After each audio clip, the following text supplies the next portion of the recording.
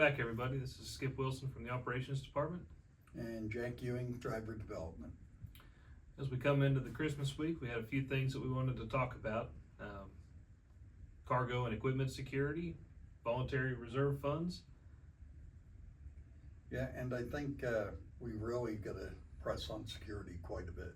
PTA is coming back out of the house. We want to make sure that after everybody enjoys their time off with the family over the holidays, that they hit the ground running and make sure that we start 2026 in style and not starting from behind. Right, so the ideal thing is not to come out of the house in debt, right? Right. So if you got a voluntary reserve fund, use it. If you got a free vacation payment, it's a great time to use it, okay? And let's touch back on theft a little bit and security of our equipment. You know, if you're down south, you're in the state of Florida, very high theft area. Atlanta, Georgia's high theft, so a lot of moving pieces that you guys got to be aware of out there, because the thieves are, and they're paying attention to what we got. So customer, drop yard, okay, I think they're the key things. Yep. Yeah, if you're going home, make sure you get with your fleet manager on where to drop the trailer. It won't necessarily be at the same place that you normally drop it out. We've got more people staying out over the road this year for Christmas than we normally do. Of course, Prime's paying out their holiday incentive for folks that are staying out from the 23rd through the 4th. So we want to make sure that we've got our trailers available for our customers to load up and keep all those folks busy. So make sure that we're staying tight with our fleet managers so we can be strategic about what shippers we're dropping them at so they can get preloaded to keep moving for the folks that are staying out. Remember this too, I mean, you're dealing with a lot of folks that don't do a lot of driving, okay? So pay a lot of attention, increase your following distance out there, and just know what's around you at all times. I think that's really key today. So trailer security, definitely a big one.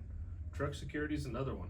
If you're not able to park your bobtail truck at the house, get with your fleet manager and let's help find some secure parking, whether it's one of our shops, whether it's at some secure parking that we can help you find, whatever it is. But don't leave it unsecured at a truck stop. Don't leave it at a shopping center. Don't leave it at a store. Let's find somewhere gated, secure, video surveillance, someplace that we can keep an eye on it while you're at home. And remember, some truck stops do have secure parking. Mm-hmm. They have secure parking. That's what we want to utilize if you can't find a customer. Right. For the folks that are staying out over the road, again, high theft time. Make sure that we're staying connected to our truck and trailer at all times. Keep your alloy lock on every trailer, loaded or empty. Make sure you're using your air cuff lock anytime that you're stopped. If you got two drivers in the truck, make sure somebody stays in the truck at all times. You know, take turns showering, eating, everything like that. But keep your head on a swivel, stay on high alert.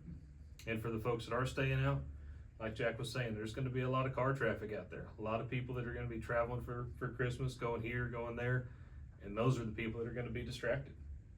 Be watching out for those folks.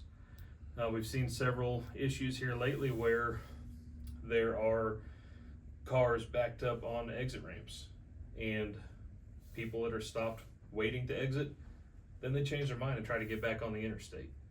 If you see cars in the right lane that are stopped, that should be a trigger to either get over a lane or at least be ready to stop because somebody's going to be making a stupid decision in front of us. Right? So be watching out for those. Right. Remember, you know, a lot of times when people are getting on that on-ramp onto the interstate highway, let's move to the left. Let's give them plenty of room because, again, they're not familiar. A lot of people aren't familiar with driving out there the way we are. We're the professional. Let's act like it. Be safe out there and have a great holiday. Yep. You know, Jack had mentioned following distance. Following distance is huge, especially with all this traffic, but speed for conditions is another one that we need to talk about. You know, we've had a lot of weather over these last couple of weeks, and sometimes it looks like the roads are clear and dry, but snow around the area with the wind blowing can cause some low visibility. You got to make sure that we're staying slow enough. And we've had some issues here lately where you can't see very far ahead of you. Even though the roads have good traction, you got to be paying close enough attention to where don't drive faster than what you can see. If you can't see far enough ahead of you, don't be going 60 miles an hour. Absolutely. And, you know, a lot of construction around Stratford and Springfield right now too. So there is construction out there. Pay a lot of attention to that. Slow down, increase your following distance. You know, Let's go to 6 to 8 seconds versus 4 to 6, and I think that will help quite a bit. For the folks that are staying out over the road, make sure you get a meal receipt to your fleet manager. For the folks that are going home, enjoy your time off with the family.